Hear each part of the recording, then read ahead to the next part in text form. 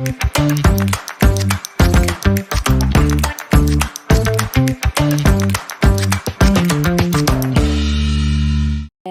galera, vou começar aqui a nossa aula de hoje, né?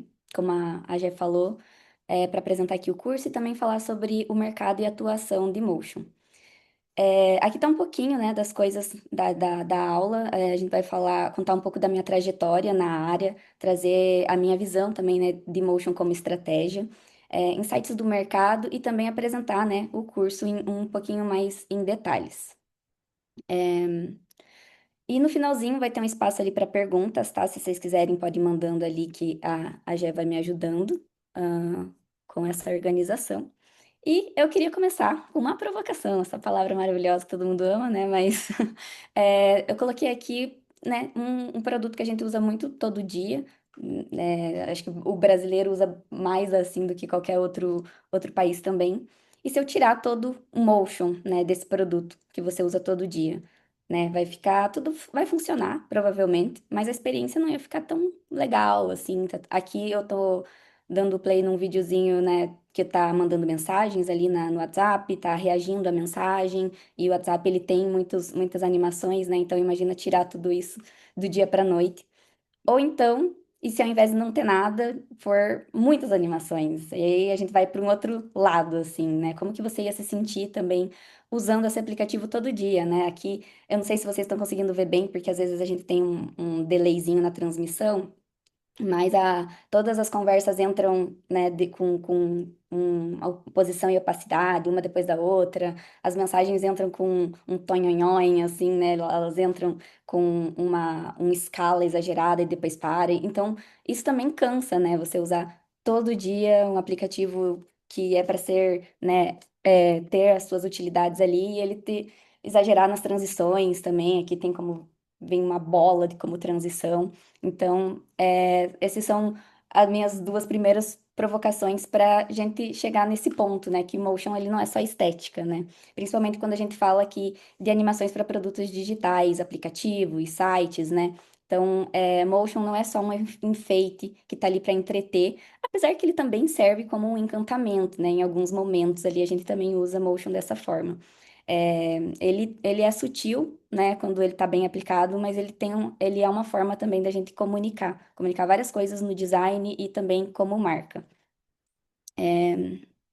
Então, ele é uma comunicação invisível, né, mais ou menos assim.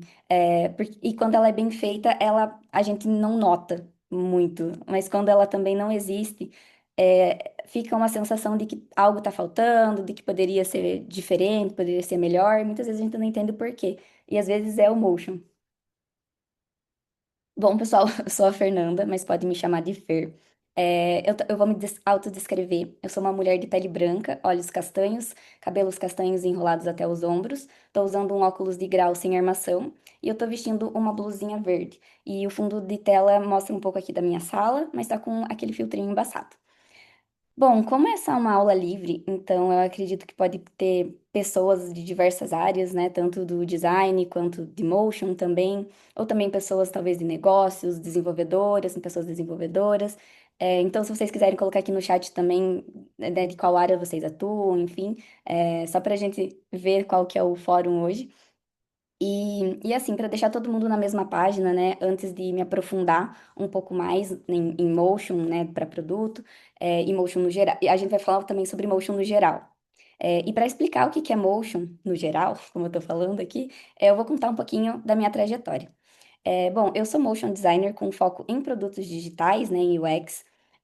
Eu também atuo ali em design system, né, em microinterações, de componentes, enfim, de uma forma escalável. Eu sou formada em publicidade e propaganda pela Universidade Estadual do Centro-Oeste e, além disso, eu sou crocheteira, eu faço aula de costura e eu também gosto de andar de patins, né, só para dar uma descontraída. Eu moro em Curitiba, eu moro com meu namorado, com a minha cachorra, que talvez vocês vão ouvir ela latir em algum momento, mas eu sou do interior do Paraná, então por isso que o meu sotaque é bem puxadinho, talvez vocês já perceberam isso. Bom, e eu comecei como editora de vídeos, e depois eu foquei meu trabalho em motion design generalista, que é também uma forma que no mercado é chamado dessa forma. E hoje eu aplico também tudo que eu aprendi com animações, mais para interface, né, para mobile, para web, mas também levando em consideração a experiência do usuário, da usabilidade e acessibilidade, que são entregas um pouco diferentes. E para até exemplificar um pouquinho melhor, acredito que vocês, né, a gente já está aqui num ambiente cheio de designers e tal, e também de conhecimento geral, mas só para trazer aqui o que seria, né, Vinho é poesia esse líquida, que se aqui. aprecia lentamente, verso a Vocês estão verso. ouvindo? Em Eu cada acredito que taça, sim. um soneto. Em cada garrafa, uma É paixão. uma edição Vinho simples, é né, de descoberta, corte de é viajar imagens, sem então sair do basicamente eu lugar. peguei essas imagens ali, Sabores da né, que Europa, alguém gravou, aromas da sincronizei, América, coloquei meus efeitos cores de da edição, África. Em sincronizei cada vinho, com uma locução, experiência coloquei sem uma igual. trilha, Venha conhecer. enfim. Aqui a mesma coisa também. Aqui eu já tenho um trabalhinho ali de lettering, né, de animação aqui desses insertos, né, que a gente chama também. E também com a edição de vídeo, tratamento de cor, enfim. Mas trabalhos de edição mesmo, né? Fer, Bom, mas aí o que é des- importante daqui, Fer? de saber daqui? É, em resumo, né, fora o trabalho ali do pessoal da captação, então chegava as imagens, eu cortava as imagens e eu entregava um vídeo pronto. Então a gente está assistindo aqui o trabalho entregue meu, que vai passar ali na TV, vai passar em redes sociais, enfim. E uma coisa que eu acho muito legal, uma curiosidade que me inspira também, me inspirou muito no início da minha carreira e eu acho, gosto de trazer isso também para quem, né, para quem ainda não sabe, mas ali nos primeiros anos do cinema, né, a edição ela era considerada como um trabalho técnico, não era um trabalho considerado criativo. E quem fazia esses trabalhos eram as mulheres. O trabalho ele era bem manual, né, com corte, então você pegava os rolos de filme aqui nas imagens, a gente está vendo algumas cenas ali da época, e algumas mulheres editoras também.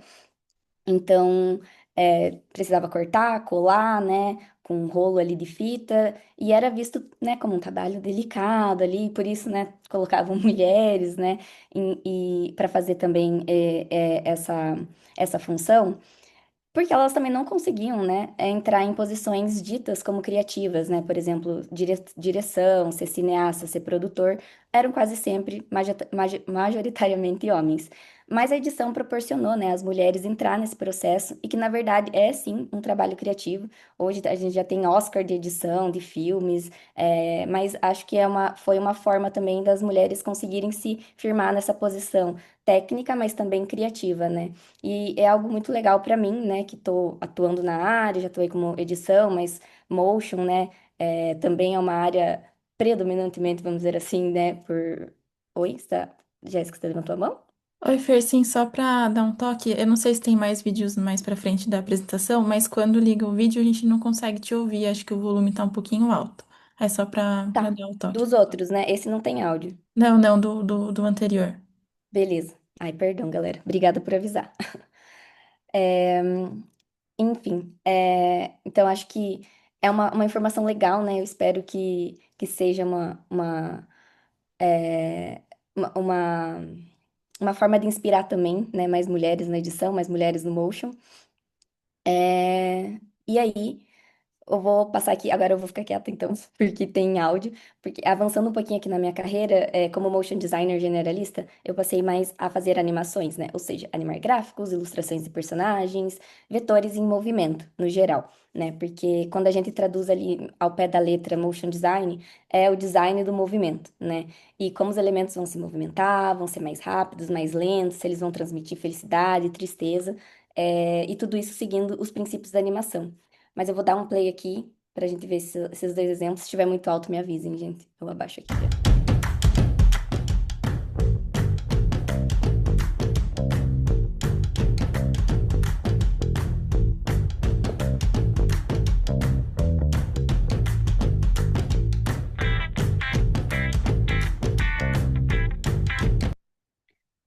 Opa, eu vou deixar dando play aqui, porque o áudio é mais uma trilha mesmo, só para não ficar muito no vídeo, que eles são um pouquinho mais longos.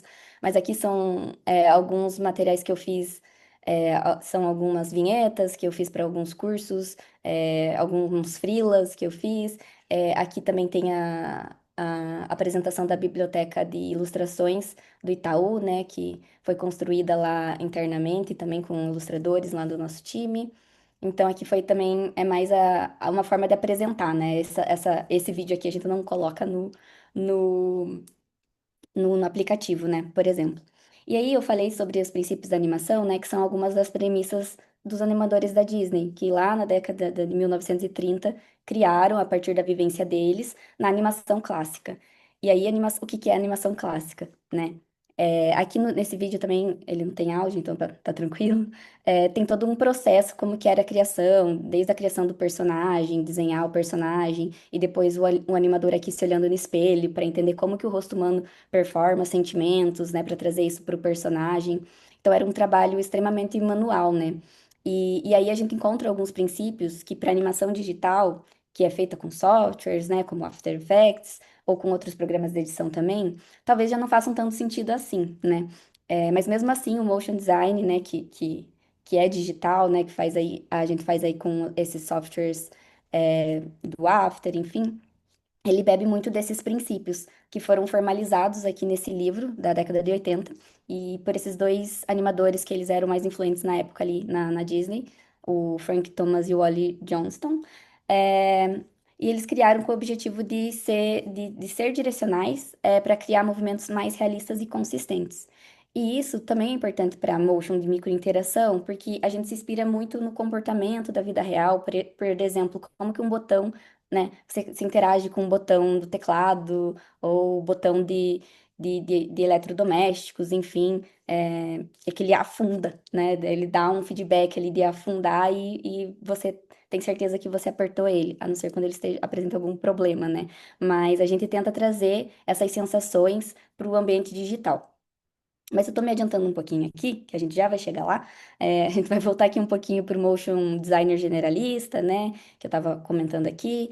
E tem alguns pontos ainda que eu quero explicar e quais as diferenças também de entregas. Então, aqui tem outro exemplo, que é uma vinheta também de um curso. Então, aqui eu trabalhava seguindo um roteiro, né? Que vinham, em outros casos, vinham de agências, de publicidade e tal, ou então feitas por alguma outra pessoa roteirista.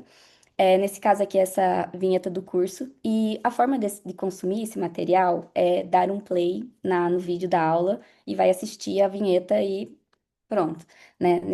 Nesses casos, tanto de edição ali de vídeos quanto essa de motion, a entrega final do meu trabalho como motion, como editora, normalmente vai ser um formato de vídeo, um MP4, um MOV, que seja, e que as pessoas vão ser impactadas ali de uma forma mais passiva, né? Vão assistir ali o videozinho, 30, 50, um segundo, um minuto, e vai seguir aquela narrativa.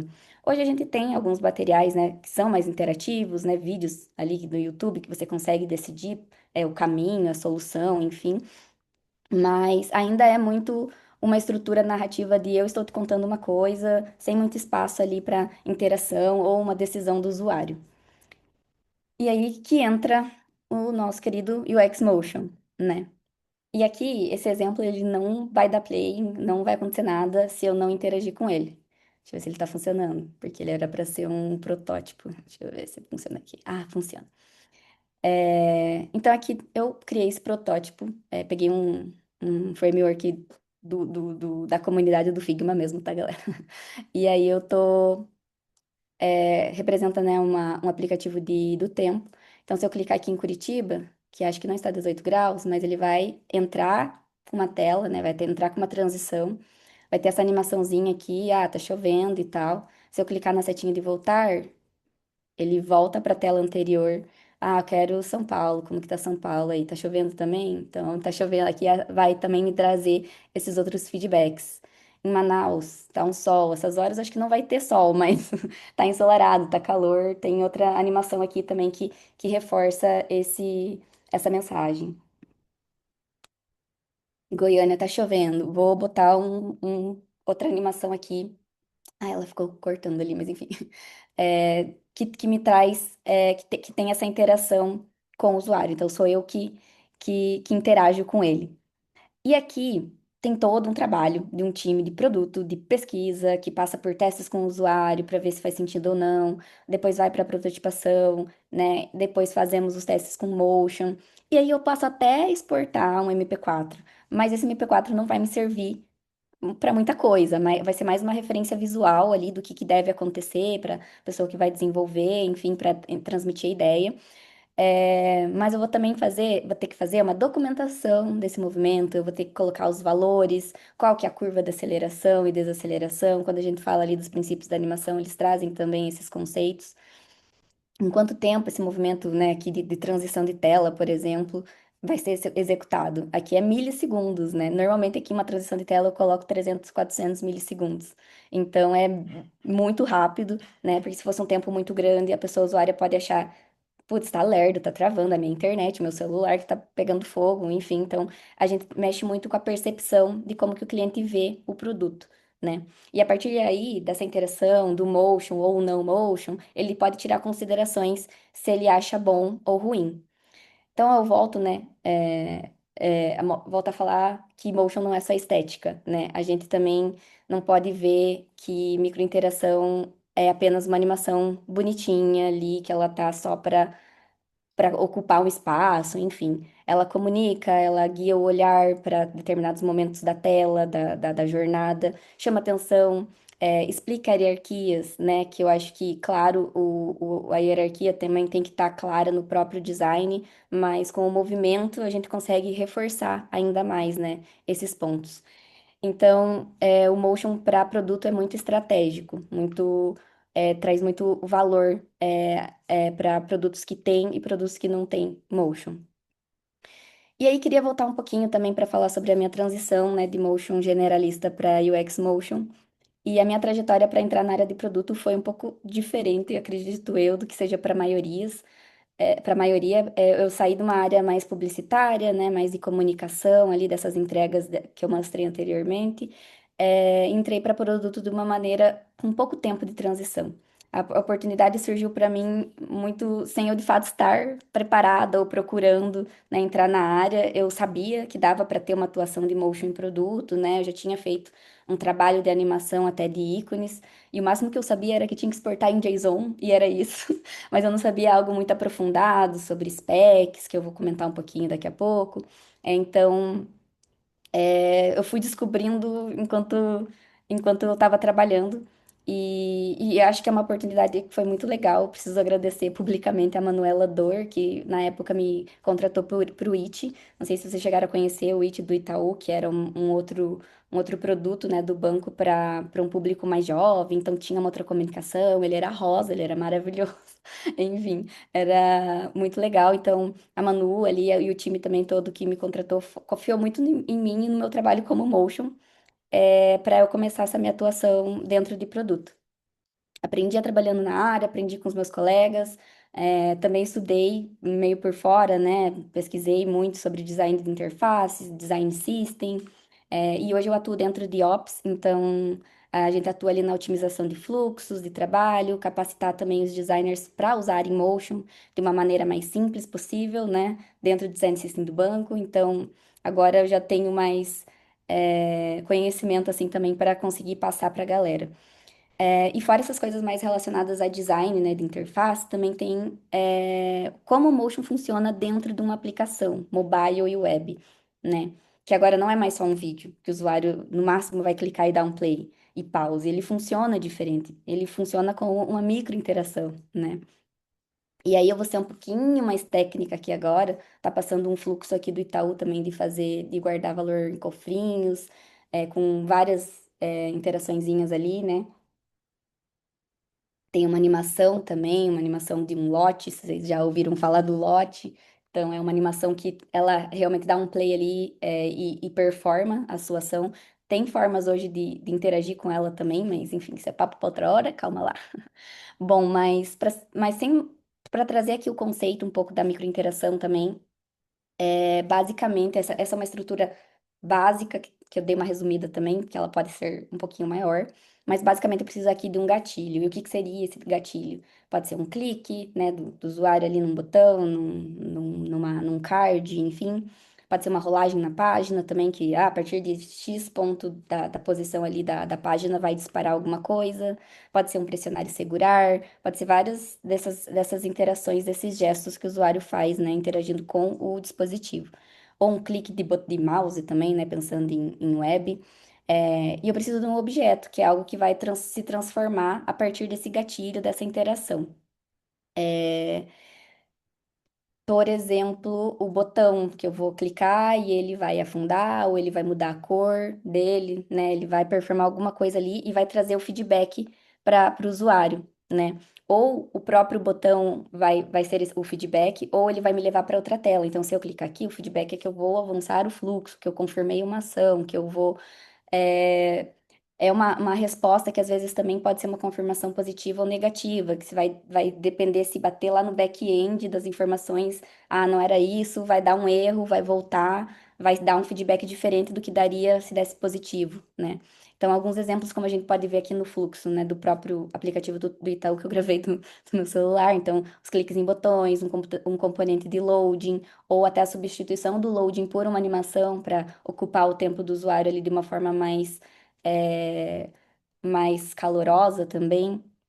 Essas transições entre telas também, por exemplo, em web já é mais instantâneo. Então, eu também preciso entender que em web eu não vou usar uma transição de igual no mobile, né? Onde uma tela empurra a outra, porque isso é uma coisa que já demanda muita carga cognitiva, já é algo que o próprio usuário já não está acostumado, né, com isso.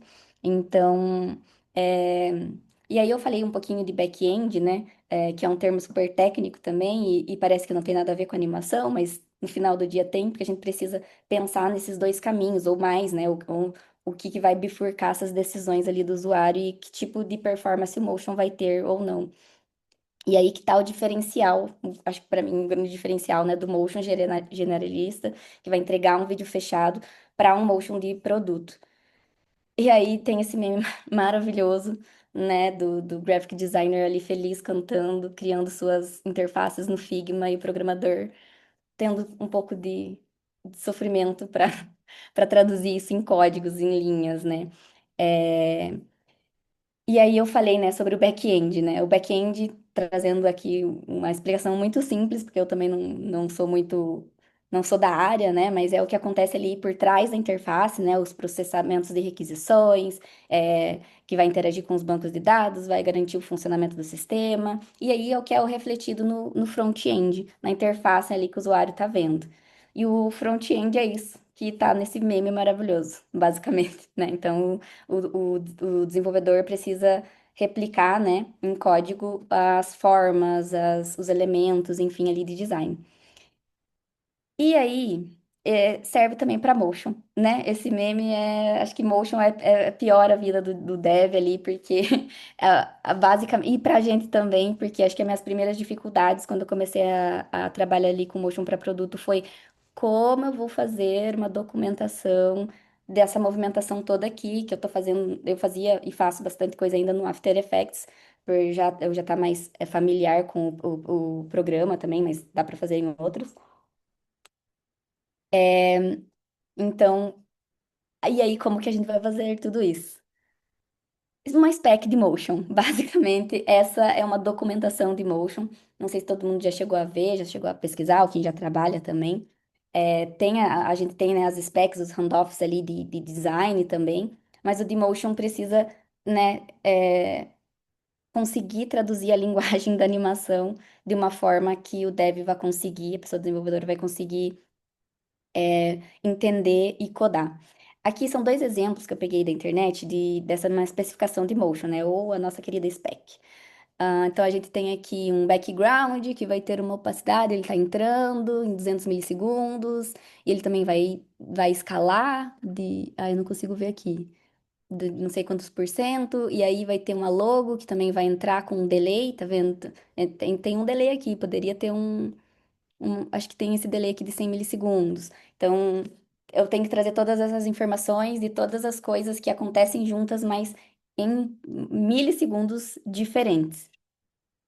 E agora imagina que você quer que quando o usuário clique no botão e tiver tudo certo, beleza, as informações estão corretas, ele vai ficar verdinho e vai fazer um ícone com check em cima. Mas se tiver algum erro, vai clicar no botão ali e vai tremer, vai dar um feedback áptico ali também, daí ele fica vermelho. Então já é uma spec para cada estado, já começa a ficar mais elaborado também. Então essa parte da spec, ela é muito importante para que a comunicação entre motion e tecnologia se estabeleça.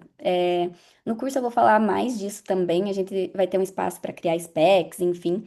porque a gente não tem um modelo exato, assim, para replicar e que também vai depender muito da complexidade do motion que você está propondo e também a maturidade do time de tecnologia ou até sua mesmo, né, como motion, como designer. Porque, como eu comentei no começo, eu também coloquei muita coisa, depois a gente foi tirando várias coisas, enfim, entender o que faz sentido.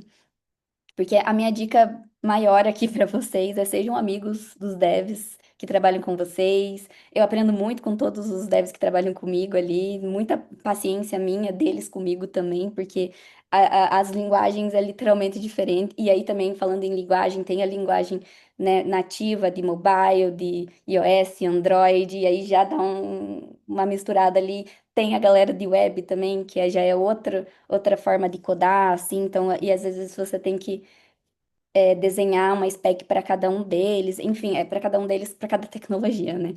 Então, basicamente, Motion aprende um pouquinho ali a codar, vamos chamar assim, e o Dev também é muito importante aprender um pouquinho a entender de animação, a entender como que é a spec ali, como que a gente traduz as coisas, então essa parceria ali é muito importante. E aí, então, recapitulando aqui, né, o Motion é muito multidisciplinar, ele é construído com design, tecnologia e negócio. E será que é só isso? Né? Já é uma galera, já tem vários times aqui, várias pessoas envolvidas, mas ainda falta uma coisa que eu acho muito, muito, muito importante, que é a acessibilidade, né? E aí, como trabalhar motion com acessibilidade, às vezes isso pode ser considerado impossível, assim, porque a gente tem muito impressões que motion pode ser muito exagerado e tal. Então aqui eu até trago alguns direcionais, né, que podem ajudar nessa junção dessas disciplinas. Evitar excesso, eu acho que o excesso não é bom nem para uma experiência padrão, assim, ainda mais em questões que também envolvem acessibilidade. A gente precisa respeitar o contexto. A gente tem, principalmente trabalhando num banco ali, a gente entende que tem contextos que a gente, por exemplo, não vai usar ilustração, não vai usar animação, porque é um contexto que não é tão bacana, né? Você não quer reforçar muito ali uma mensagem negativa, por exemplo. Tomando um golinho d'água aqui, galera. E comunicar com clareza, né? Acho que o Motion ele pode ser um grande aliado, mas também ele pode ser usado de uma forma que pode causar mais confusão ainda, né? Principalmente quando ele está muito em excesso, quando tem animações que acontecem ali em momentos que não são tão apropriados. Então, quando eu penso motion e acessibilidade, o objetivo é tentar abranger o maior número de pessoas possíveis sem causar nenhum atrito ou nenhum desconforto. E talvez a gente não consiga garantir 100%, né, essa abrangência, mas além desses pontos que a gente pode olhar, né, que eu trouxe aqui, e outras coisas também que pode vir ali à mente, a gente também tem os recursos de acessibilidade, né, que são algumas ferramentas como o leitor de telas, o zoom para aumentar a fonte, e para motion também em específico, a gente tem o Reduce Motion, que foi implementado ali pela Apple, mas hoje já tem praticamente em todas as tecnologias, e que vai reduzir as transformações ali ou as amplitudes dos movimentos. E aí eu peguei aqui um exemplo do iOS, né? Aqui a Apple usa bastante o fade, né? No lugar de fazer uma transição de tela, por exemplo, de escala. Aqui, quando você clica num aplicativo, ele escalona, ele cresce, ele vai lá para o canto, enfim, faz toda essa movimentação. E aí, quando você ativa aqui o reduzir movimento, ele já fica mais suave, sutil. No Android também, ele aqui ficou um pouquinho rápido, tá, galera? Peço perdão. Mas ele também ele corta os movimentos. Aqui ele não usa tanto fade, mas ao invés de fazer também esse movimento de zoom para trás e zoom para frente, escala para frente, enfim, ele já aparece nas posições ali iniciais. E é legal entender também que não porque o usuário escolheu no aplicativo essa função, no sistema, que vai refletir para o teu aplicativo. Você tem que pensar o seu aplicativo também com essa função, com essa classe de animação, tá? Então é uma coisa que, apesar de ter no sistema operacional, nós, como designers, como pensando as experiências do usuário, a gente também tem que levar isso em conta, porque só o sistema operacional não vai resolver todo o problema. E aí, jogos, eu acho que fazem isso muito bem, né, também, para reduzir motion, ou motion blur, né, também dos movimentos de câmera ali. Eu trouxe um print aqui do jogo God of War, Ragnarok, se não me engano, que inclusive é um jogo que é referência, né, no mundo dos jogos, já ganhou vários prêmios, justamente por ter trazido esses recursos acessíveis.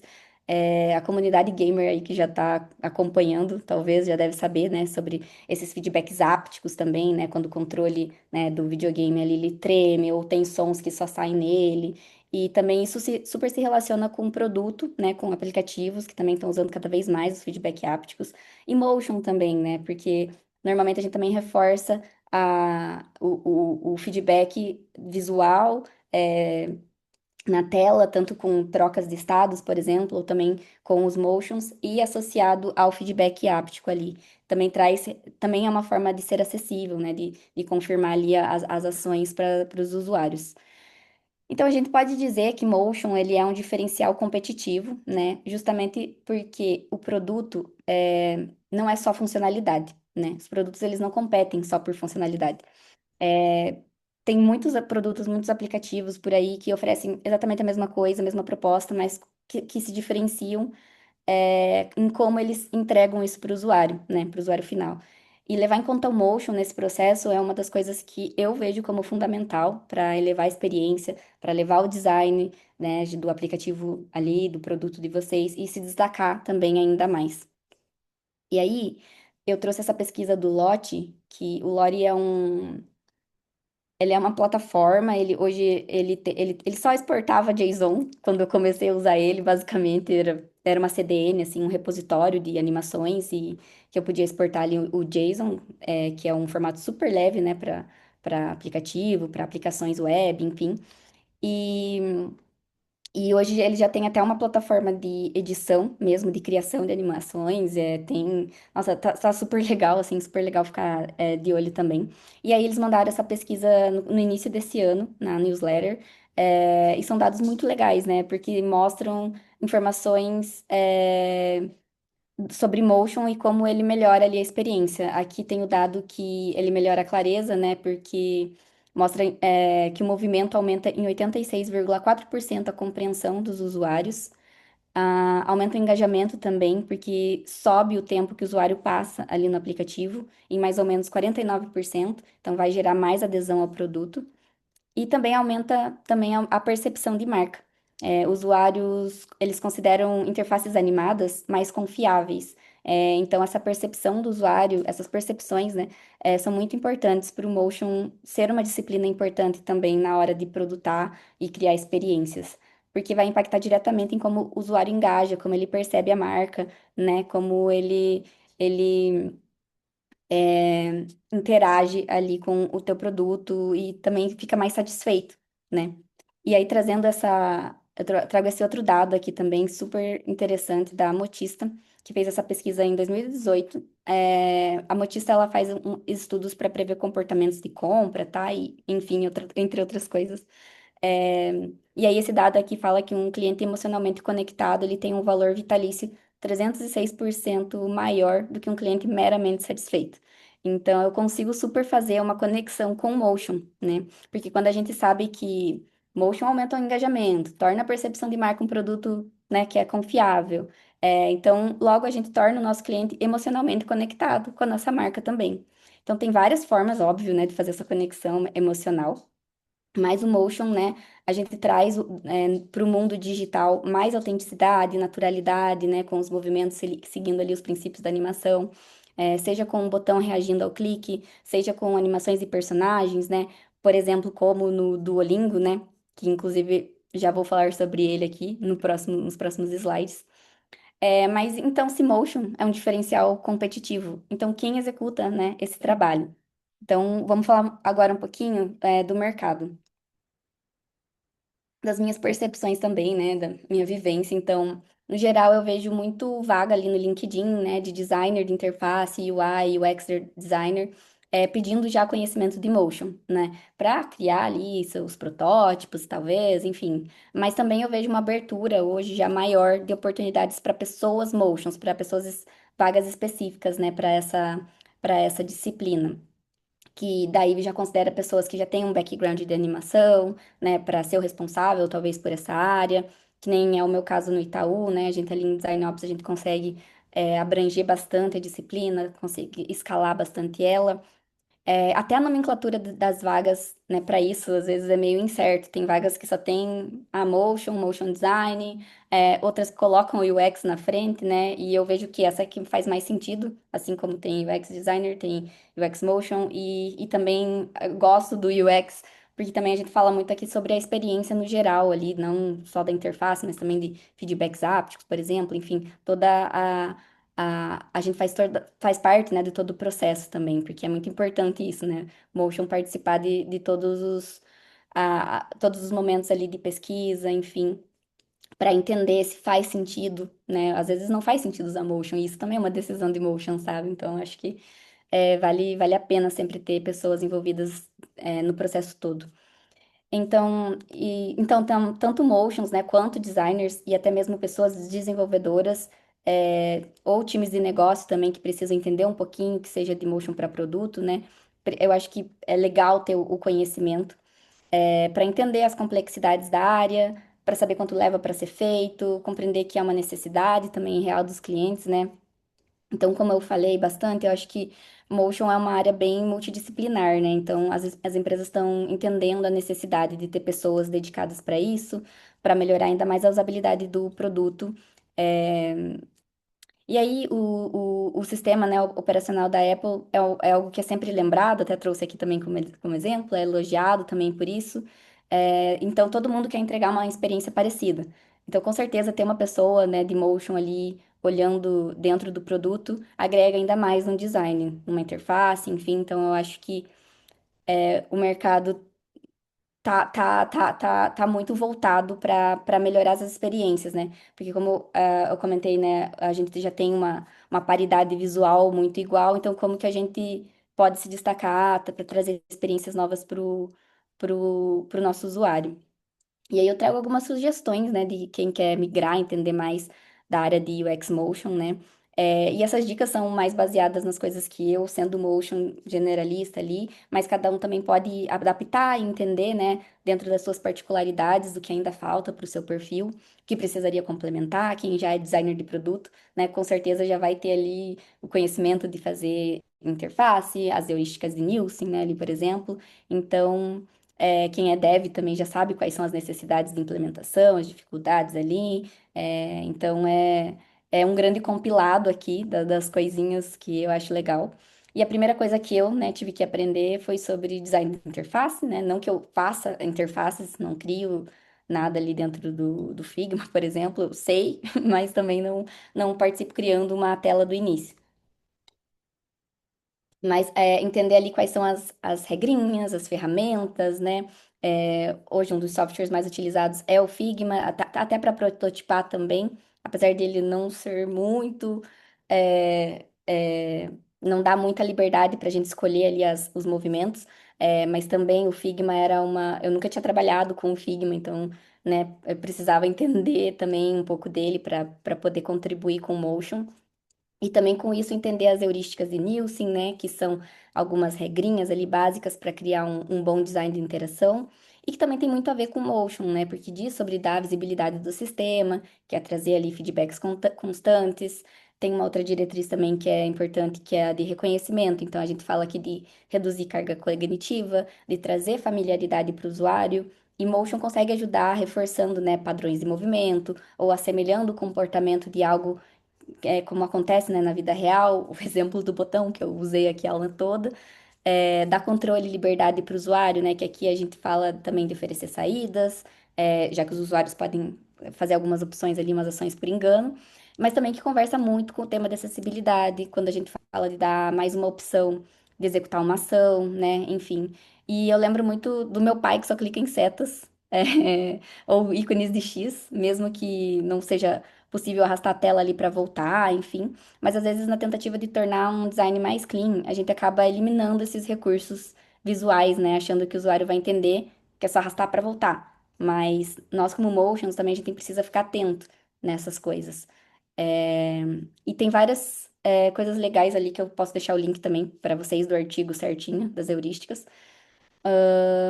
E acho que também tem um curso aqui da Aprender Design, né, sobre design de produtos digitais, que provavelmente vai passar por esses tópicos também. E outra coisa que é importante é entender sobre implementação de tecnologia. Então, às vezes em Android, né, como eu comentei, é de um jeito, em iOS é de outro. Então, entender sobre performance, por exemplo. O que que acontece se eu colocar um vídeo MP4 dentro de um aplicativo? Ele até vai rodar, mas será que no celular mais antigo não vai travar? Será que não tem outra opção de formato que fique mais leve, que performe melhor, né? Como o JSON, por exemplo. Então, são algumas formas, entender ali o básico, né, de tecnologia, de programação, enfim. E aí, como eu mostrei antes ali pra vocês, como que faz uma spec motion, né? Então, quando eu comecei, foi bem difícil achar, entender. Eu lembro que o exemplo que eu encontrei melhor, assim, era do Material Design, né? Que é o design system da Google. Era do Material 1, e agora já tá no 3, sei lá, 4. E ali eles tinham uma espécie de timeline com valores e tal. Então, eu ainda acho complicado, não tem um formato certo, vamos dizer assim, é mais de criar e entender com o time de tecnologia se está fazendo sentido ou não, se eles conseguiram entender, executar certinho. Vai depender, né, como eu comentei, da maturidade do time também em lidar com motion, mas é uma coisa que é muito básica, assim, a gente precisa saber criar uma documentação, né? E claro, os princípios da animação, né? Eu preciso saber fazer um movimento fluido. Acho que é algo que sempre, né, falam, tá muito duro, tá muito esquisito, tá muito robotizado. Então é entender os princípios ali, é saber aplicar eles também nos softwares, né, que são utilizados também. É, e aí também, né, acho que entender o que que o movimento comunica a partir desses princípios. Porque imagina, sei lá, se eu coloco um motion, uma animação ali igual do Duolingo no aplicativo do Itaú, né, quando eu tô falando, seu financiamento não foi liberado. E aí tá lá, tipo, o bichinho fazendo uma cara de triste, assim, ou fazendo algo super exagerado. São coisas que não combinam tanto pensando em marca, né? Mas agora, quando a gente fala, né, no maioral aqui do Duolingo, cara, tipo, quando você tá deixando de fazer as tarefas, ele vem e fica com uma cara triste pra você. É super. Eu adoro o Duolingo, mas, gente, o Duolingo funciona para o Duolingo, sabe? Para algumas outras marcas específicas, eles podem exagerar no motion, que ninguém se importa, é isso que a galera quer, porque tá muito associado à marca, como eles construíram, eles são divertidos, né? É um produto lúdico ali, gamificado para aprender um idioma, matemática, aprender música, xadrez já, parece que já tem. Então, mas o TikTok deles é maravilhoso também. Todas as comunicações, né? Todas as pontas de comunicação ali deles é nesse tom. Então, a gente sabe que animações chamam a atenção, que microinterações são essenciais para melhorar a usabilidade, fornecer feedback, encantar o usuário, mas como que cada produto, né, que tem seu próprio tom de voz, como que vai definir essa intensidade, né, de motion? E para mim essa é a palavra-chave para conseguir alinhar intencionalidade, a usabilidade, a acessibilidade e ao tom de voz da marca, né, que você está atuando. Você tem que aplicar motion de uma forma muito intencional, muito intencional, muito pensando em estratégia. Aqui, não só o Duolingo, né, mas cada vez mais produtos estão investindo ali em microinteração, em feedback áptico. Inclusive tem um artigo bem legal lá no Medium do Itaú sobre isso. Posso mandar aqui também depois, pegar o link para vocês, ou me procurem no LinkedIn que eu mando para vocês também. Então a gente está cada vez colocando mais coisas, né, para conquistar, para encantar ali o seu cliente. E é isso que é o novo curso, né? Que eu vou falar um pouquinho agora mais no detalhe também. A proposta aqui do novo curso de Aprender Design, né? Com o curso de Motion Design para Produtos, para construir uma visão estratégica, né? Sobre aplicar Motion no seu contexto, né? Entender que ele não é só uma decoração, ou é algo que é só feito no fim do processo, e se der tempo, né? Fica para evolução. Faz parte mesmo da experiência como um todo, tá? Então, para falar um pouquinho mais aqui no detalhe, a primeira aula, né, sobre princípios da animação, a já comentou também no começo, mas reforçando aqui, que antes de animar qualquer coisa, né, num protótipo de fluxo, enfim, a gente precisa entender, a pensar ali a animação de forma mais clássica, para entender o que deixa, né, um movimento mais suave? O que que ele deixa mais duro? É, também usar isso de forma intencional, porque tem momentos que você quer que ele fique dessa forma. Então, trabalhar ali com curvas de animação, timing das coisas, enfim, aprender a animar, basicamente, em outras palavras. Também falar sobre design em movimento, que são as microinterações, e aí a gente vai se aprofundar na microinteração, conceitos também, entender motion e usabilidade, focar mais ali também no ponto de acessibilidade, diferenças técnicas, né, de projetar animações para uma tela mobile, né, que é menorzinha, para uma tela web, né, o pensamento estratégico mesmo por trás ali do que o motion pode trazer para o seu produto. Aí, vamos falar também sobre prototipagem, que a gente vai aplicar, de fato, as microinterações em alguns dos softwares mais usados no mercado. A gente tem o Figma, a gente tem o Protopie, a gente tem o After Effects também, que apesar dele não ser voltado para prototipação, a maioria dos motions que eu conheço, que eram motions e foram para produto, ainda continua utilizando também muito o After, então acho interessante, porque ele dá mais possibilidades e também sobre ilustrações animadas, que é a próxima aula, eu já falo, é uma opção muito boa. Mas aqui nessa aula, né, a gente vai ali entender qual desses softwares também fazem mais sentido para aquilo que você quer. Porque, por exemplo, eu quero que seja super fiel, precisa representar bem o que vai ser codado, eu quero que esse protótipo seja quase o entregável, assim. Então, a gente vai para o Protopie. Não, mas eu quero que pode ser só para testar aqui, para ver se está fazendo sentido mesmo. Vamos para um Figma da vida, enfim, sabe? Pensando na fidelidade do motion ali que você quer no teu protótipo. E aí a aula de animando ilustrações para produto, né, que vai ser a aula de animação mesmo também, e entender como elas são usadas, né, nos brand moments, e também se aprofundar nessa parte técnica de implementação desse tipo de recurso. E hoje a gente já tem coisas super legais que eu comentei ali do Lore, o State Machine, o Rive também, acho que algumas pessoas já devem ter ouvido, já devem ter testado algumas coisas, né, que é quando a animação ela vai reagindo à interação, a por exemplo, quando um personagem segue a setinha ali, né, do mouse, ele fica olhando, assim, enfim, tem várias coisas, e tem várias coisas mais funcionais também que dá para fazer com isso, então é uma, é uma forma também de aplicar, né, microinteração em animações. E a parte de sistematização e documentação, né, que é super importante para motion, de interface, né, para que aquilo que a gente desenhou no protótipo, no After, enfim, qualquer software que você usar, chegue certinho para o usuário final, né, essa comunicação entre tech e design, formas também de fazer review, né, dessa documentação que você fez depois com o time de tecnologia também. E além de uma aula de mentoria, né, para a gente falar sobre o projeto do curso. E aí que cada aluno vai desenvolver ali o seu fluxo.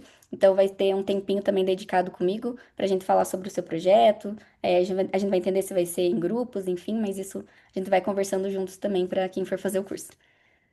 E é isso, galera. Eu espero que tenha sido uma aula legal para entender melhor o que é motion para produto.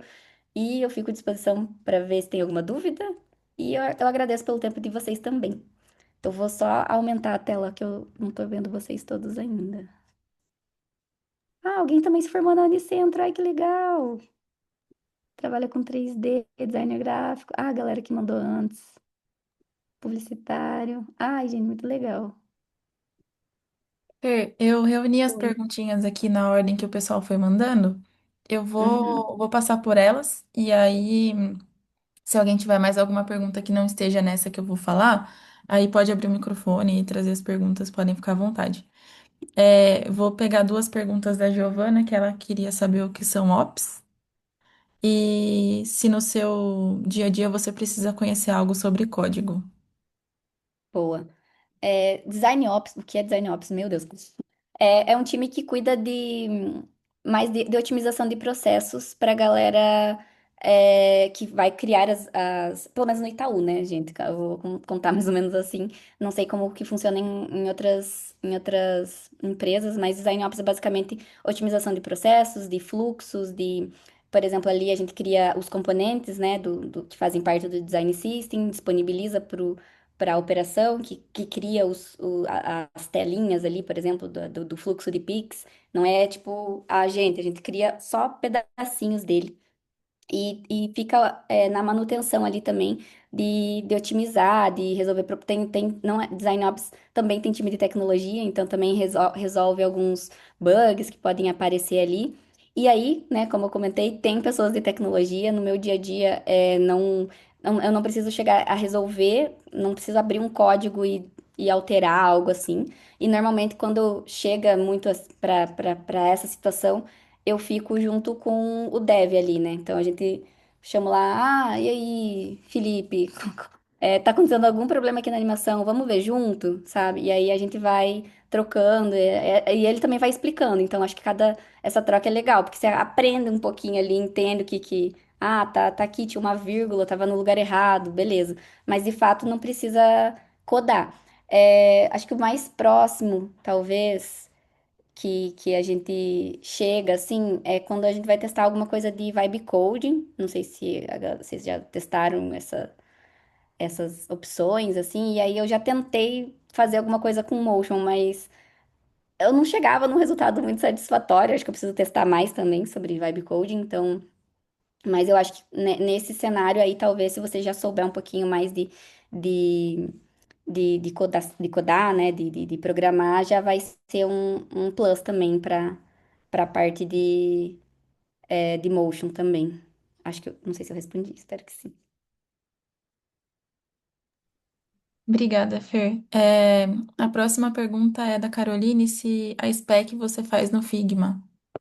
Boa, sim, é porque a gente usa o Figma, mas se vocês usam algum outro forma de documentar, sei lá, você pode talvez até criar. O visual você pode criar em qual você quiser, tá? Posso criar no Photoshop ali e tal, mas como o Figma é melhor, por exemplo, eu crio e já componentizo algumas elementos que eu já uso na minha spec. Então é mais fácil para eu trocar e tal, se eu precisar alterar. E aí também todo o time, toda a documentação, né, também é no Figma, então a gente acaba utilizando o Figma.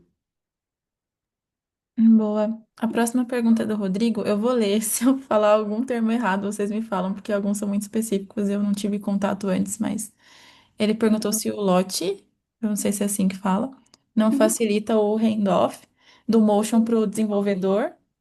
E se sim, quando usar o lote, se é sempre ou se em animações mais complexas ou também em microinterações. Boa. No geral, eu recomendo usar o Lotte mais para essas animações complexas de quando envolve mais ilustração. Acho que no meu dia a dia a gente faz mais dessa forma.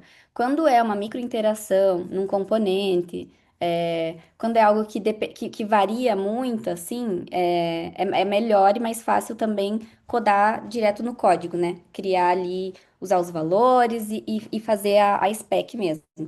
E aí o lote, ele não tem um handoff. Por exemplo, eu não consigo criar.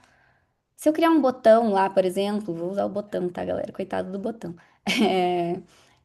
Não vai, o dev não vai conseguir ver qual valor que eu usei, qual tempo que eu usei, ele só vai ter o JSON ou o Dot-Lot. O Dot-Lot agora também evoluiu bastante, né? É um outro formato que o JSON exporta, que o Lot exporta. E ele tem tokenização de cor, enfim, tem várias coisas, tem a questão ali do State Machine, mas ele ainda não é de fato um handoff. O único que faz isso como um handoff mesmo, aí talvez poderia pular até a parte de criar a documentação, é o Protopy. No Protopy, você cria ali a microinteração e ele te dá uma timeline, assim, é maravilhoso, dá até para dar um print ali, qualquer coisa, e usar aquilo como a spec mesmo, porque ele já dá certinho os valores, os tempos das coisas. Mas o lote é mais nesses casos mesmo, animações e ilustrações mais complexas, né? Que até daria, uma vez a gente até comentou sobre fazer isso direto no código, mas seria muito oneroso pro desenvolvedor. Não vale a pena, sabe? Boa. E a próxima pergunta é da Caroline. Ela perguntou como você vê a interseção entre Motion UX e marca, pensando nessa nova atualização do iOS, que tem um quê mais nostálgico, os botões em alto relevo. E aí ela colocou, né, que ela imagina que o papel do UX deve ser fundamental para esse tipo de narrativa estratégica também na parte de branding. Nossa, total. Assim, eu tenho uma opinião meio polêmica sobre esse novo design e principalmente o motion da Apple, que eu achei que eles pesaram um pouco a mão, assim, no motion, sabe? Eu acho que as coisas estão muito tonhonhon, muito toin, sabe? As escalas, as posições, não sei. Mas sabe, e até eu tava pensando, quando eu tava fazendo a aula aqui, eu tava pensando, putz, esse motion da Apple tá tão mais caro, sei lá, do Google, sabe? Que é mais engraçadinho do que a Apple. A Apple, pra mim, pelo menos a forma, é a minha percepção, né? Então eu acho que é isso. O motion mexe com a percepção que as pessoas veem a marca. Esse é um belo exemplo. Tipo, a Apple, pra mim, ficou confusa agora. Não sei se para outras pessoas vão ter essa mesma percepção, mas é reforçar sentimentos. É uma coisa meio louca, né? Mas eu vejo muito dessa forma, assim, o motion, ele reforça os sentimentos que a marca fala pra você. Então, pra mim, esse é o exemplo da Apple, ficou ótimo, que bom que você falou também dele, porque é isso, ela tá falando pra mim uma coisa que eu não associo à marca. E, tipo, será que sou eu? Alguém falou que a Apple pesou a mão mesmo, então talvez não seja só eu. Eu acho que é dessa forma que a gente precisa entender como que o movimento afeta a percepção, sabe? É, esse movimento, por exemplo, que a Apple usa do tonhonhon que eu tô falando, né? Que é quando uma coisa extrapola e volta para o tamanho original, o que deveria ser, é algo que é super extrapolado em desenhos, em cartoon. Então, é algo que é mais associado a coisas divertidas, sabe? Então, é meio... Ó, concordo demais, essas coisas me lembram até Pixar, sabe? Então, tipo, é equilibrar o que que se parece, a paridade visual também em motion, né? O que que isso aqui é usado mais mas onde, o que que é a marca, os pilares ali da marca, né? Por exemplo, do Itaú, a gente tem vários pilares ali, mas é sempre transmitir segurança, né? Ser caloroso também, mas de uma maneira que não seja exagerada. Por isso que eu acho que, não sei se vocês têm conta no Itaú, a gente tem até um uso mais baixo de ilustrações animadas, por exemplo, para a gente não pesar tanto nesse tom, sabe, de voz, assim. Então, tem tudo a ver, assim. A próxima pergunta é do Vitor. Acho que bastante gente tem essa dúvida, que o pessoal interagiu bastante com essa pergunta, que é: sinto hoje que a barreira de entrada para esse mercado é complicada. Vejo as vagas pedindo bastante conhecimento e experiência comprovada com documentação, processos e suas complexidades. Como fazer essa transição? Entendo que relacionamentos e conexões são o maior ativo, mas além disso, o que pode ser feito? Projetos pessoais nesse mercado têm força? Ai, gente, eu acho difícil também, né? É realmente uma questão assim, porque o que eu mais acho problemático, já vou falar assim, nas vagas, é esse acúmulo de funções, né, pro designer ali. Acho que isso é bem injusto, assim. E porque não dá pra você saber tudo ao mesmo tempo. Você até consegue, né, mas de uma forma mais superficial, assim. É, mas eu acho que o que eu acho legal, né? é tentar fazer, talvez projetos pessoais, como você comentou, né, seja um caminho. Mas uma coisa também que eu vejo muito no LinkedIn são uns projetos que são muito exagerados. Por exemplo, eu vejo muita galera tá testando lá os state machines e, tipo, mano, eu não vejo aquilo sendo aplicado em lugar nenhum, sabe, na vida real, porque acaba sendo algo muito sabe, tipo, mano, isso aqui vai ser pesado pra performance, ninguém vai querer fazer. Acho que eu tenho muito um pensamento do time de tecnologia de pensar na performance 100% do tempo também. Isso também tem que cuidar para não, né, fechar o lado criativo, mas também eu acho que são coisas, se você for fazer um projeto pessoal, já considera algumas coisas, das coisas, por exemplo, que eu falei aqui, sabe, sobre performance, isso vai mostrar que você entende e você não tá só fazendo um motionzão exagerado lá, um motion de comercial dentro de um aplicativo, porque não funciona, sabe? Acho que essa transição. E aí também, eu acho que eu já conversei também com alguns designers que já gostavam, estavam fazendo motion e tal, e também sentiu muito essa dificuldade quando eles já estavam na empresa, por exemplo. Ah, agora eu queria focar só em motion. Não tem cadeira, não tem. Ah, agora que você já tá fazendo os dois, então faz os dois. Então talvez seja legal você meio que defender essa posição, se vender como motion designer, mesmo que você saiba sobre design, se venda como motion para produtos, sabe? Para focar em algo que você seja o especialista ali. Não sei, tá? Pode ser que funcione, pode ser que não. Mas realmente é uma transição assim que que pode ter vários caminhos, assim, mas um dos caminhos também é o próprio mercado entender, sabe? Eu acho que às vezes você vai, é que nem eu comentei das vagas, a galera não sabe nem o que eles querem, sabem que querem uma coisa, então talvez, né? Por exemplo, até com os cursos que agora muitas pessoas vieram falar comigo também já, nossa, não tinha curso tão específico para isso, que bom que tem. Então, só essa visibilidade de ter curso específico da área talvez ajude também as empresas a entenderem, putz, não, na verdade é isso aqui que eu quero, sabe? Então, enfim, acho que são isso. A próxima pergunta é da Tamires. Ela falou: Fernanda, você comentou que utiliza muito o After Effects. Como funciona esse processo de integração para aplicar o Motion nas telas do Figma? Boa, às vezes ele não acontece. Às vezes eu só faço no After, porque o que que acontece? No Figma, para eu fazer uma animação um pouco mais complexa, vamos dizer assim, eu precisaria quebrar um componente. E aí os designers vão ficar muito tristes comigo de eu quebrar o componente que eles já criaram. Então, o que eu faço? Eu levo para o After, animo ali do jeito ideal, seguindo ali diretrizes internas também, enfim. E faço a spec de motion. Se eu quiser testar no protótipo, não, mas a gente precisa testar fielmente. Aí, beleza. Ou eu recrio numa outra fluxo ali, só aquela interação, ou eu levo para o Protopy, que dependendo, o Protopy também, ele tem a versão gratuita, mas para você construir um fluxo, por exemplo, precisa pagar, então você precisa ter acesso ali e tal, a versão Pro. Então, quando eu quero, tudo, por isso que eu comentei, tudo depende do objetivo. Se o objetivo é só testar um fluxo simples, beleza, eu vou no Figma mesmo. Vou fazer, não, agora eu preciso documentar. Vou fazer no After e documento depois na spec. Por isso que eu comentei também que a spec é super importante. Então, meio que não tem muita integração.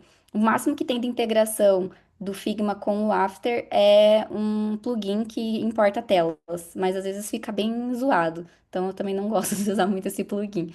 Hoje, né? Acho que a galera tá. Talvez o Adobe entenda que o After pode evoluir, pode ter um outro, mas o After ainda é muito mais voltado para esse motion graphics, motion design ali mais generalista mesmo, tá? Então é mais apego e também eu poderia muito fazer no Protopy tudo de microinteração, mas entre fazer no Protopy, que talvez eu nem vou usar o protótipo em si, é só porque eu quero fazer uma documentação, eu prefiro fazer no After. Mas vai muito do objetivo final, enfim, várias pontinhas, assim. O Rodrigo perguntou se não existe nenhum plugin no Figma Community que faça a tarefa de documentação da spec para o dev. Eu não achei. Eu acho que, assim, o Figma, às vezes quando a gente encontra o pessoal do Figma num evento e tal, é sempre a maior pergunta. E aí, quando vocês vão lançar uma timeline lá de prototipação? Porque eu acho que não. Até pode ser possível. A gente pode até criar um plugin que crie uma documentação baseada nos protótipos do Figma, né? Que ele tem ali tudo, é, com um clique. É muito legal. O Figma já resolve muitas coisas, tá? Mas não tão no detalhe, principalmente quando a gente é motion já, e daí já percebe algumas coisinhas que podem quebrar. Então, o que daria, eu não tenho, eu nunca vi nenhum plugin desses. Se tiver, beleza, mas eu acho que ainda não vai funcionar. Para mim, né, para o meu contexto, talvez para outros contextos funcione. Que pode pegar os valores que a gente usa ali, os milissegundos e tal. Pode ser, mas eu não conheço. E aí, como talvez para também interações mais simples role, mas para umas coisinhas mais complexas não. É meio testar assim e ver se funciona.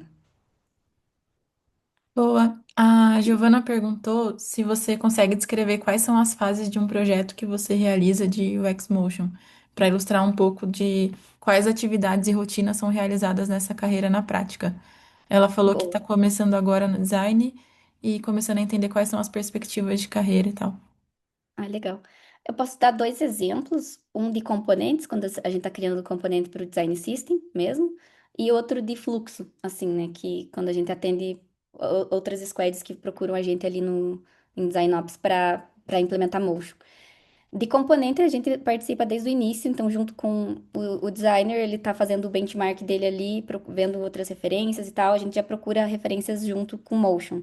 Tipo, onde que esse componente é, performa diferente e tal, ver o que faz mais sentido. Então, desde o início, a gente já tá ali.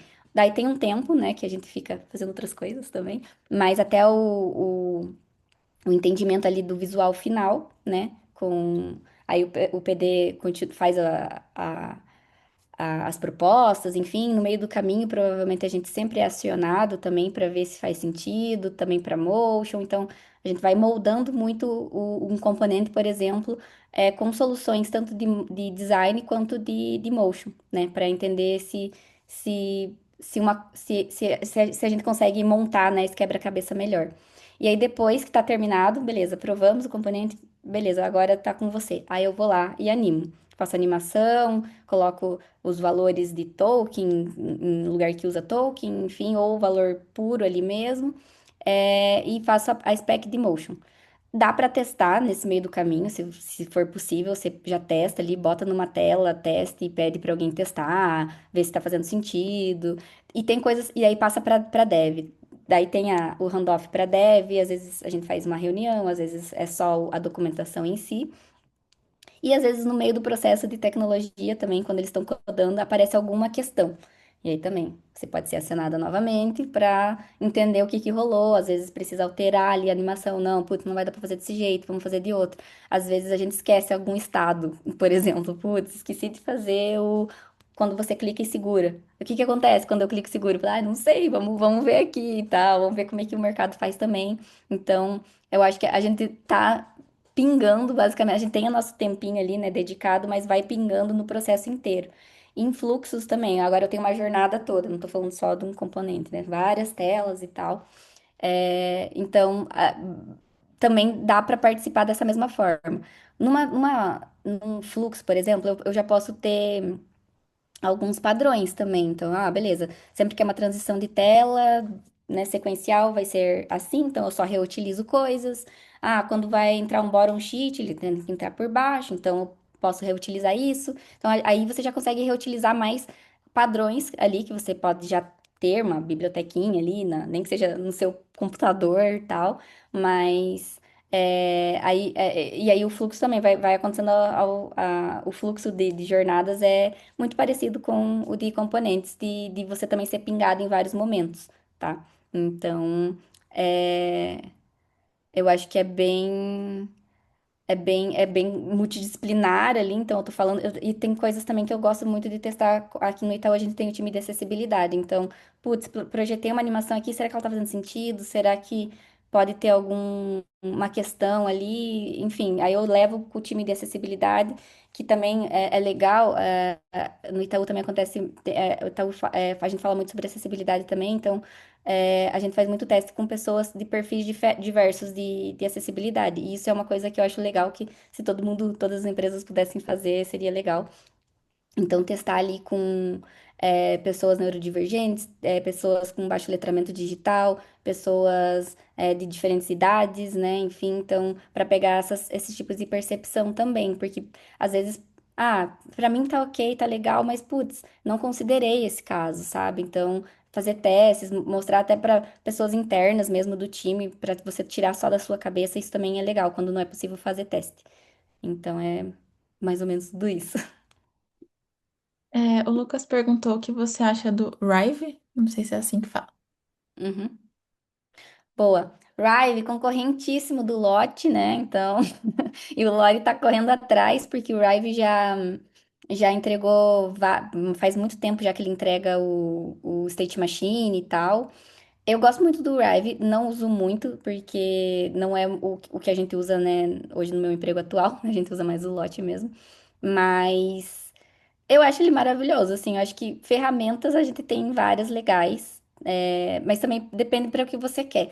O Rive vale a pena se realmente você usa os State Machines. Se não, dá pra fazer no After, dá pra fazer no Lore, uma animação mais simples. Então é mais a complexidade da ilustração que você quer usar no seu produto. Porque senão não vale a pena, sabe? Eu não sei a diferença de valor, né? Porque quando a gente fala de empresas, dependendo do tamanho, já não vale a pena, né, pegar o gratuito ali, mas então, considerando essas coisas também, o Lore já entrega bem. E agora ele está entregando State Machines, tem a automatização. Então, não, eu não tô sendo paga pelo Lore, tá, galera? Ai, ó, eu tô falando muito bem do Lore agora, mas o Rive também tem várias coisas. Então, e a animação você vai aplicar igual, tá? Acho que o conceito de animação é o mesmo independente do software que você usa. Então, sabendo animar, você escolhe ali a ferramenta que faz mais sentido para o teu contexto. A próxima pergunta é se você chegou a trabalhar com Flint ou Principal para microinterações de UI design. Esse primeiro eu não sei o que é. O Principal eu já cheguei a testar uma época. Ele é muito parecido também com o Protopie. E entre o Protopie e o Principal eu gostei mais do Protopie. Não lembro direito os motivos, tá? Porque já faz um tempinho e eu lembro que descartei, assim, o Principal. Talvez ele tenha já melhorado também. Tinha um que era muito legal, que era o Fable, mas ele morreu, assim. Eu achava super acessível, ele entregava muita coisa, mas acho que justamente por isso ele era tão bom e ele era grátis que a galera cortou. Então, não sei se ele ressuscitou em algum momento, eu até procurei esses tempo atrás, mas acho que não. Mas o Principal também é uma alternativa ao Protopie, assim. Que ele é mais interativo, né? As microinterações são mais fiéis, assim, que você projeta. Do que o Figma, por exemplo. Boa, a gente tem mais 10 minutinhos, eu separei mais 5 perguntas e acho que depois desse a gente já se encaminha para o final. A próxima pergunta é, Fer, você comentou sobre a edição no final acabar sendo uma área criativa. Você vê essa parte lúdica no UX Motion também? Cara, sim, eu vejo. Eu acho que assim, tem momentos que a gente pode explorar mais. Por exemplo, nos brand moments, né? Ah, esse momento aqui da marca, eu quero, nossa, criar uma memória, sabe, com a pessoa. Eu quero trazer uma animação mais, assim, interativa, sei lá, um avatar, enfim, alguma coisa assim. Então, são momentos mais raros, digamos assim. Acho que também tem uma empresa, né, que faz muito bem, é o Google, né? Eu lembro de uma vez que a minha amiga, que inclusive alguém perguntou aqui no banco, no Itaú, tem mais pessoas que trabalham com Xmotion. Tem eu e mais outras duas pessoas, inclusive uma delas, a Thaís, que eu vou contar esse caso, que quando ela foi pagar por aproximação, teve uma animação do Google, é da Google mesmo, que quando você faz o pagamento, que era temática, sei lá, era tipo festa junina, eu não lembro, era algum evento assim, e aí a animaçãozinha de pagar era disso, sabe? Tipo, cara, super legal. E ela, tipo, olhou assim, foi pagar, nossa, até se distraiu do pagamento e tentou, e ficou vendo todas as outras vezes, pra ver se acontecia isso. Então, eles escolhem momentos muito específicos de fazer essas animações, né? Esses brand moments, assim, que não é sempre que dá pra fazer, que senão perde a graça, né? No feijão com arroz ali das microinterações, as microinterações precisam ser fluidas, sutis, enfim, né? Tá fazer parte da jornada sem sobressair. Teve algum comentário até que falou sobre isso, né? Então, senão toma proporção maior do que o próprio produto. Então, e muito de acordo com a marca, né? Acho que esse é um dos principais, assim, também, tá? No tom de voz ali. Motion carrega muito o tom de voz da marca, então entender com certinho ali com o time de branding o que eles querem, eu acho que é muito importante para motion. Fer, a próxima pergunta é sobre o que você acha de AI nesse mundo de motion, se funciona, se não funciona. Boa pergunta. Ah, e assim, a gente é sempre muito, né, incentivado a olhar também para esse lado. Eu acho que motion vai evoluir ainda, mas eu não vejo muita. Eu acho que eu também vi algum comentário falando que também já testou coisas com motion. Quando a gente fala, né, de generativo, de vídeos, eu acho muito legal, beleza. Tem muitas coisas muito boas, né, gente? o vídeo dos personagens fruta. Jesus, gente, todos os lugares fazendo aqueles personagens fruta e tal, é uma animação 3D, sabe? Tipo, relativamente bem feita, vamos dizer assim, bem cara de IA ainda, né? Sem tanta personalidade, mas tá lá, fizeram. E aí, já pra quando é uma microinteração, que daí é isso, né? Meio que. Como que eu vou usar isso? Falando de uma animação simples, tá? Vou dizer assim: eu peço lá, gere um personagem de comidinhas andando, que é igual o do iFood, né? E aí ele vai gerar, só que ele vai gerar um MP4. E aí, como é que eu vou botar um MP4 lá no meu aplicativo? Não vai dar, sabe? Tipo, não é o ideal. Eu não conheço nenhum outro que entrega um outro formato de vetor animado. Surgiu um tempo atrás, mas também nunca mais vi ninguém falando e eu já esqueci o nome. Então não sei se deu boa. E hoje a gente tem lá, por exemplo, o Figma Make, o Lovable também, né? Que também tem, que é vibe coding, sai algumas coisas legais, tá? O Figma Make, a gente já fez alguns projetos aqui internos que beleza, saiu, precisou fazer uns ajustes ali no código direto de microinteração mesmo, mas de animação mesmo, animar vetores, né? Tipo as ilustrações ali do Itaú, também a gente chegou a testar e não chegamos em nenhum resultado legal, assim. Lá, o Everton falou que no Google tem um time de Delight que faz as animações que eu comentei. Então, pra vocês entenderem, né, o peso que a galera dá, né, para esses momentos, assim. Mas, enfim, sobre o Motion e AI, eu acho que ainda é um campo a ser mais explorado. Mas com certeza vem aí, galera, não duvido. A próxima pergunta é do Rafa. Ele falou: baseado em Atomic Design, você acha que ilustrações mais simples de pequena e média fidelidade usam o JSON puro e de alta fidelidade ou de alta complexidade o lote? O JSON e o lote não seria a mesma coisa? Ou talvez a pergunta era que pequenos elementos animados seriam feitos no código, né? Talvez seja isso. Porque o JSON, o Lot exporta em JSON também e exporta em .lore, mas aí a animação é como se fosse só um arquivo que eu jogo lá, tá, Dev, usa aí. E ele usa lá e sem sofrimento, né? Tem coisas, tem alguns movimentos que sim, a gente faz ah, no código.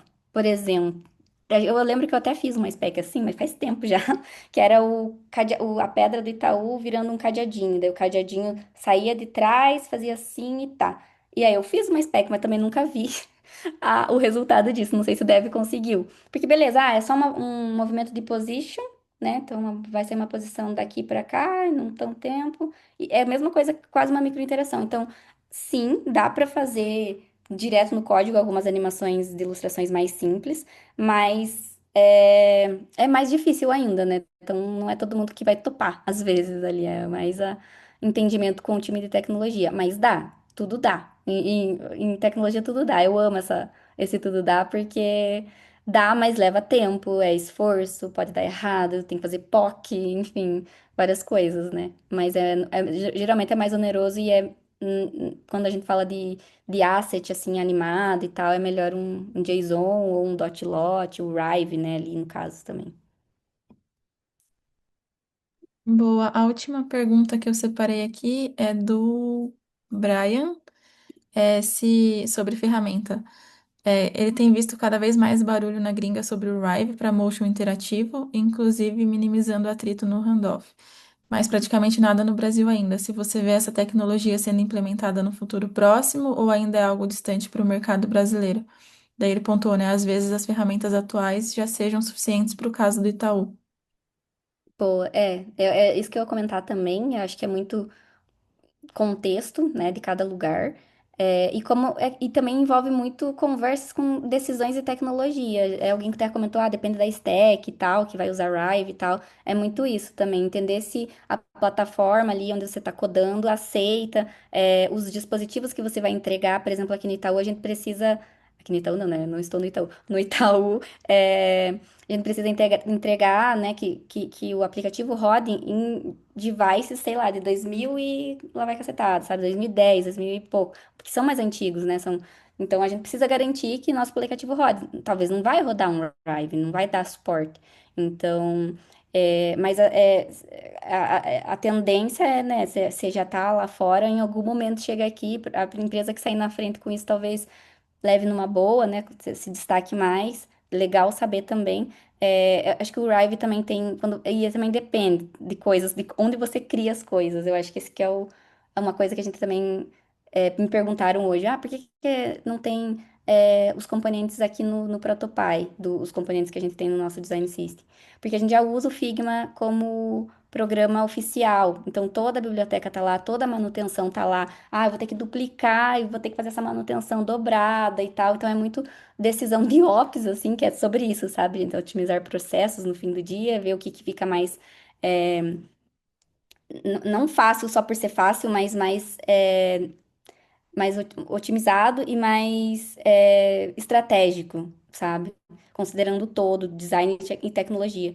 Mas acho que o Rive, vai evoluir mais, né? Porque ele já era o que o Lore tá entregando hoje. Então, eu imagino que em algum momento chega aqui né? Quem já vai ter conhecimento no Rive e no Lore também já sai na frente, né?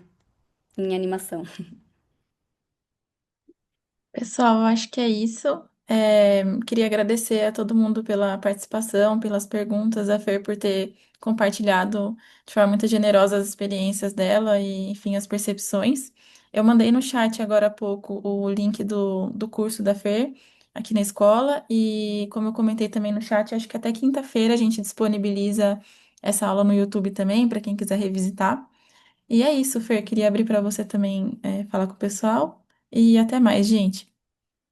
Beleza. Valeu, galera. Obrigada pelo tempo, obrigada pelas perguntas. Também me faz pensar e refletir sobre o assunto e espero ver vocês também no curso pra gente trocar mais.